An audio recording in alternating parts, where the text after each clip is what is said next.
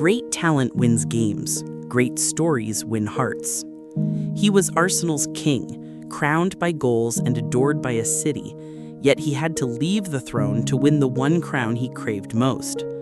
How does a legend become complete only by walking away? You know the statues, the sprints, the side-foot finishes that felt inevitable the moment he opened his hips. You know the invincible swagger of a number 14 who bent the Premier League to his will, who made Highbury feel like a private stage and defenders like reluctant extras.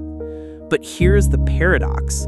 The greatest player in Arsenal history, the face of a golden era, didn't lift European club football's ultimate prize in red and white. To touch that silver, he left North London's warm embrace for a new identity in Catalonia. This is not simply a highlight reel of outrageous pace and artistry. It's a story about reinvention, about a winger who became a new breed of striker, about a leader who carried a club's identity on his shoulders, and about the price of chasing completeness. From the concrete cages of Les Ulis to Monaco's academy, from the misfit months in Turin to the rebirth under Arsene Wenger, Henry's path is a study in purpose, sharpened by pain, and brilliance forged by doubt. Our thesis is simple. Thierry Henry's greatness is defined not only by what he built at Arsenal, but by the crown he could not claim there, and the cost of leaving to claim it elsewhere. The stakes are legacy itself. Is a king still a king if he must abandon his kingdom to be whole? To understand why leaving felt inevitable, we go back to the beginning, Les Ulis, where a boy learned to run faster than his fears. Thierry Daniel Henry was born on August 17, 1977 in Les Ulis, a working-class suburb about 20 miles south of Paris. Les Ulis was not the postcard France of cafes and boulevards. It was concrete housing blocks, unemployment, and a heavy shadow of crime. For a boy of Caribbean descent, his father Antoine from Guadeloupe, his mother Maryse from Martinique, the streets could swallow dreams whole.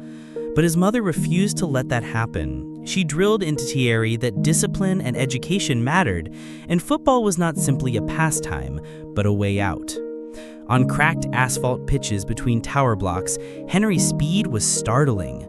Neighbors remember that when other kids were still fumbling with control, Thierry would already be yards ahead, gliding with the ball as if it belonged to him. By the age of 7, his father was dragging him to matches across Paris, convinced his son had a gift. Thierry himself was shy, often quiet, but when he played, he transformed. Confident, audacious, untouchable. Unlike many who saw football as escape, Henry absorbed it as an identity. He studied movements, idolized Marco van Basten and Romario, and yet he already had something neither possessed, an effortless burst of acceleration that could shred a game open. By 13, local scouts were circling. His mother made sure he stayed grounded. No skipping school, no arrogance.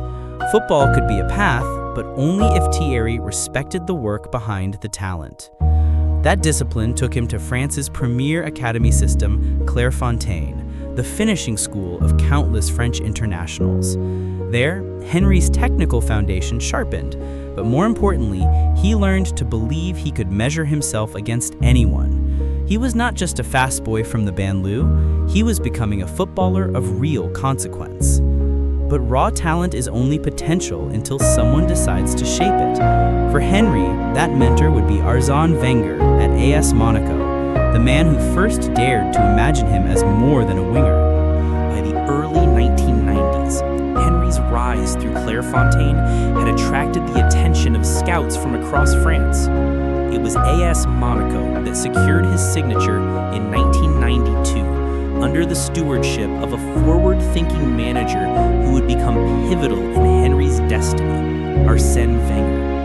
Wenger saw in the teenager not just raw pace, but tactical intelligence and a potential beyond the touchline-hugging winger most coaches envisioned. Henry made his professional debut for Monaco in August 1994, at just 17 years old. He was wiry, quick, and fearless, taking on seasoned defenders as though he belonged. In the 1996-97 season, his breakout came. With 7 goals and a series of electrifying performances, he helped Monaco capture the Ligue 1 title. French media quickly anointed him as part of the nation's golden generation, alongside the likes of David Trezeguet, Lilian Thuram, and a rising midfield orchestrator named Zinedine Zidane. International recognition soon followed. By 1997, Henry was a fixture in France's U20 squad, and when the 1998 World Cup came around, hosted on French soil, Henry was included in Aimé Jacquet's senior team. Though only 20, he became France's top scorer in the tournament with 3 goals, contributing to the nation's historic first World Cup victory. Suddenly, Henry was more than just a prodigy. He was a world champion. But the next chapter was more turbulent. In early 1999, Henry transferred to Juventus in Italy's Serie A for £10.5 million. It was supposed to be the step into Europe's elite, yet Turin proved harsh. Deployed out wide, often as a wingback in a defensive system, Henry struggled. In 16 appearances, he scored only 3 goals, his blistering pace blunted by tactics that never suited him. Italian press labeled him a misfit, and whispers grew that Henry might become another wasted talent. Still, one figure kept faith: Arsène Wenger. When Arsenal sought reinforcements after the sale of Nicolas Anelka, Wenger saw the perfect solution in his former pupil. In August 1999, Arsenal paid £11 million to bring Henry to North London. Many questioned the move. Could this struggling winger really replace Anelka's goals? Could he adapt to the rugged demands of the Premier League? What happened next was more than adaptation. It was metamorphosis. Under Wenger's guidance, Henry would not only transform into a striker, but into the most devastating forward the Premier League had ever seen. When Thierry Henry arrived at Arsenal in August 1999, the doubts were loud. English tabloids mocked the idea of paying £11 million for a Juventus cast-off. Supporters, still hurting from Nicolas Anelka's exit, were skeptical. In his first games, Henry seemed to confirm the critics. He went 8 matches without a goal, looking out of place, unsure of himself. Some whispered that Wenger's gamble would sink Arsenal's season. But Arsène Wenger had seen this before. He told Henry to relax, to trust the instincts that once made him unstoppable at Monaco. Wenger also made a decisive tactical shift.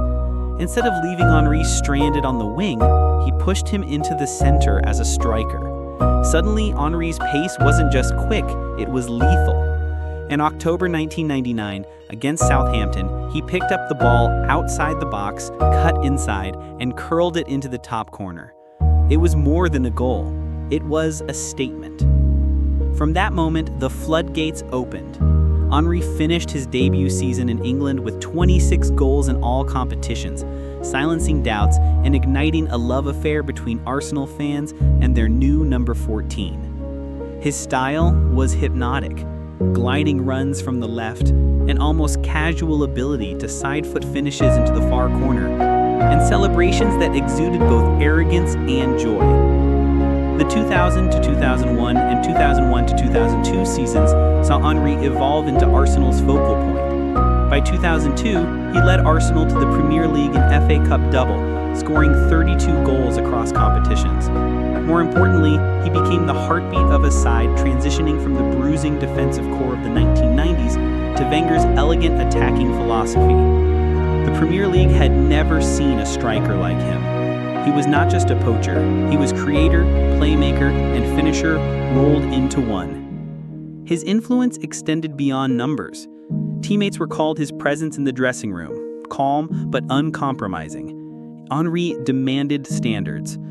Patrick Vieira, his compatriot and captain, said Henry had a competitive arrogance that lifted everyone. Rival managers admitted they tailored game plans just to stop him, often unsuccessfully. By the early 2000s, the media no longer spoke of Henry as Anelka's replacement. They spoke of him as the most electrifying forward in England. And in 2003, he nearly carried Arsenal to Champions League glory, scoring breathtaking goals and tormenting defenses across Europe. Although the team fell short, Henry's reputation soared. He was twice runner-up for the Ballon d'Or, 2003, 2006, recognition of his place among the world's best. The breakthrough was complete. In just a few years, Henry had transformed from a misfit at Juventus into the face of Arsenal Football Club. He embodied Wenger's revolution, a symbol of how vision and faith could reshape not just a player, but an entire league. By the early 2000s, Thierry Henry was not just Arsenal's striker, he was Arsenal's identity. Between 2002 and 2006, he produced a stretch of brilliance that remains unmatched in Premier League history, redefining what it meant to be a forward and sealing his place as the king of Highbury. The Invincibles, 2003-04. Henry's apex coincided with Arsenal's greatest collective triumph, the 2003-04 season, when the club went unbeaten across the entire Premier League campaign. Henry was the engine, the talisman, and the executioner. He scored 30 league goals, many of them works of art rather than mere finishes. There was the solo sprint against Liverpool, where he carved through red shirts before calmly slotting home. There was the thunderous strike against Manchester United, fizzing past Fabien Barthez, a goal that seemed to embody Arsenal's defiance against their fiercest rivals. But Henry wasn't just about numbers. He provided assists, dragged defenders wide, and terrified opponents with his aura. Arsene Wenger later said, "When Henry was on the pitch, you felt you could win against anyone, anywhere."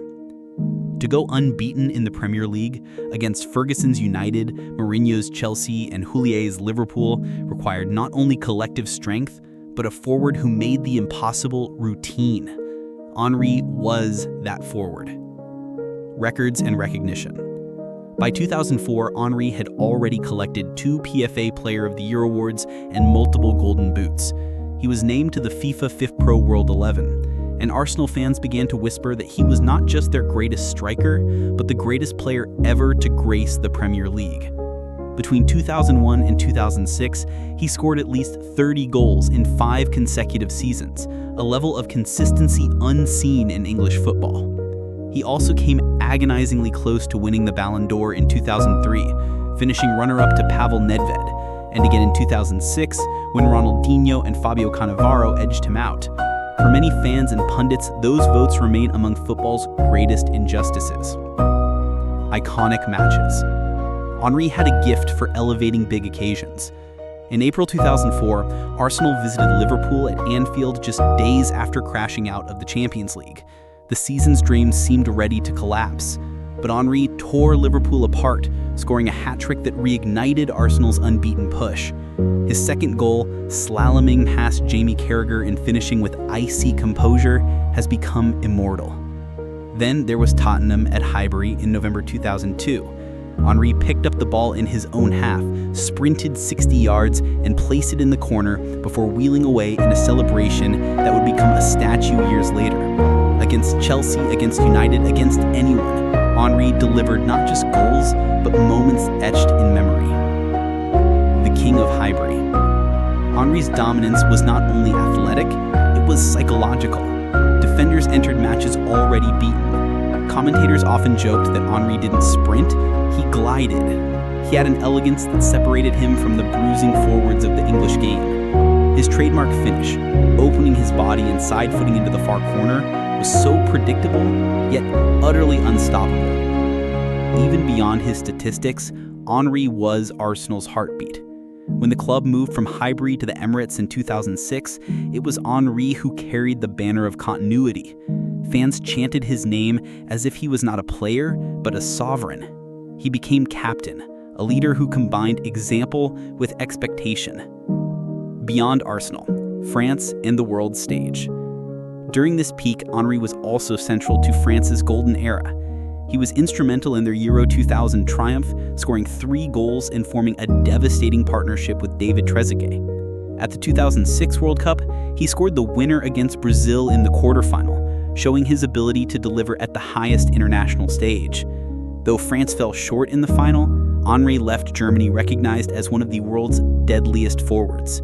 But greatness always carries its shadows.